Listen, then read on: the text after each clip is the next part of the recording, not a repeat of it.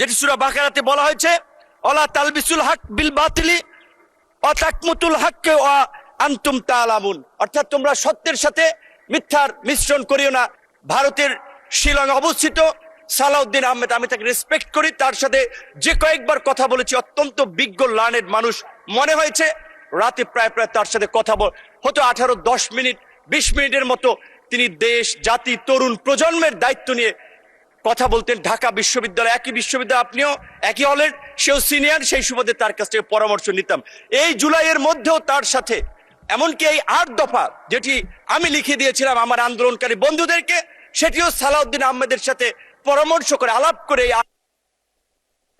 মাননীয় সদস্য, আসলে সময় তো শেষ হয়ে গেছে, তারপরে আপনি কোঠা আন্দোলনের অন্যতম পথিকৃত, ডাকসুর সাবেক ভিপি, সবকিছু বিবেচনায় নিয়ে আপনাকে আর 3 মিনিট সময় দেয়া হলো।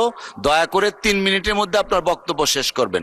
ধন্যবাদ আপনাকে। মাননীয় স্পিকার, যদি একটু বাড়িয়ে দেন, এটা হচ্ছে আমার প্রথম একটা বক্তব্য এবং ঐতিহাসিক এই সংসদে এই সময়ে কিছু কথা বলা দরকার, যেই অব্যক্ত কথা অনেকেই জানে না। ঠিক আছে 5 মিনিট, সর্বমোট 5 মিনিট দেয়া হলো।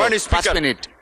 মাননীয় স্পিকার, আপনি জানেন আজকের সংসদ নেতা বিএনপির চেয়ারম্যান জনাব তারেক রহমানকে 111-এর বিরাজনীতিকরণ প্রক্রিয়ার অংশ হিসেবে দেশ তাকে বাধ্য করেছিল, কিন্তু সুদূর প্রবাসে নির্বাসিত থেকেও তিনি দেশের সাথে, দেশের নেতা কর্মীদের সাথেই শুধু ছিলেন না, অপর রাজনৈতিক দলের সাথেও সম্পৃক্ত ছিলেন। যেই কারণেই 2022 সালের 30 ডিসেম্বর আনুষ্ঠানিকভাবে 31টি দলকে নিয়ে সরকার ও শাসন ব্যবস্থা পরিবর্তনের 1 দফার যুগপৎ আন্দোলন সূচনা করেছিলেন।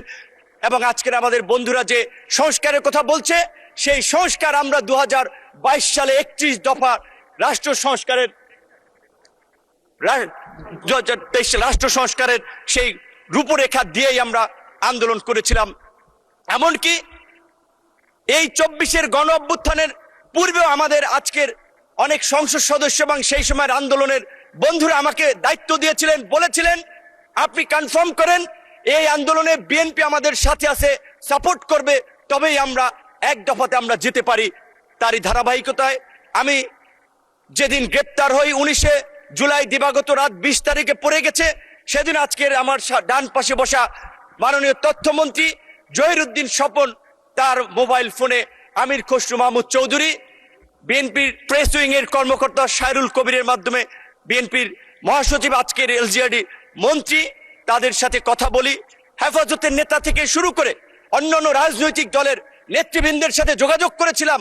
কিন্তু আমি স্পষ্টভাবেই বলবো, আমি জামাত ইসলামের বিগত দিনের কন্ট্রিবিউশনকে অ্যাকনলেজ করি, কিন্তু আমার সাথে আনুষ্ঠানিকভাবে আন্দোলন সংগ্রামের বিষয়ে আমি এই যে ক্রাইসিস মোমেন্টে এত ছাত্র আন্দোলন লিড করেছি, জামাতের শিবিরের কারোর সাথে আমার কখনো আন্দোলন সংগ্রাম নিয়ে আলাপ আলোচনা নেই। তাদের পরামর্শ আমি কখনো আমার সাথে সুযোগ হয় নাই কিংবা গ্রহণ করি নাই। তাদের আন্দোলনকে আমি রেকগনাইজ করি, কিন্তু আমি শুধু এইটুকু বলছি যে আজকে যখন জুলাই নিয়ে কথা হয়, জুলাই নিয়ে বিকৃত তথ্য উপস্থাপন করা হয়, গতকালকে এবং তার আগের দিনও আমাদের একজন সংসদ সদস্য এবং এই সরকারের প্রতিমন্ত্রী জুনায়েদ সাকি বলেছিলেন যে জুলাই সনদে পরিষ্কারভাবে বলা ছিল যে এই বিষয়গুলোতে আমরা একমতে পৌঁছাতে পারছি না, রাজনৈতিক দলসমূহ সেগুলো জনগণের কাছে নিয়ে যাবে, জনগণ যার পক্ষে ম্যান্ডেট দিবে তারা তাদের মতো করে করবে।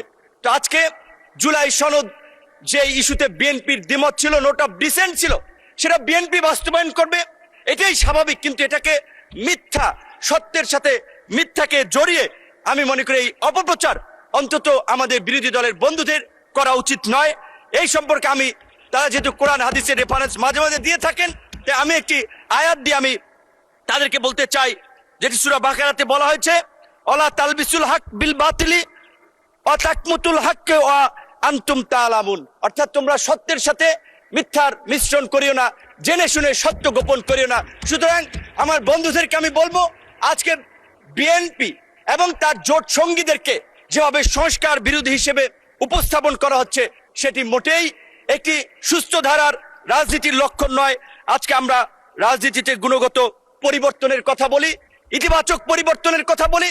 বাংলাদেশের সাবেক রাষ্ট্রপতি, সাবেক প্রধানমন্ত্রীর ছেলে এই বাংলাদেশের জনগণের নেতা তারেক রহমানের লাইফস্টাইল, জীবনাচরণ, তার যে দেশ নিয়ে মিশন ভীষণ, আমরা তার মন্ত্রিসভায় কাজ করে আমরা দেখতে পাচ্ছি।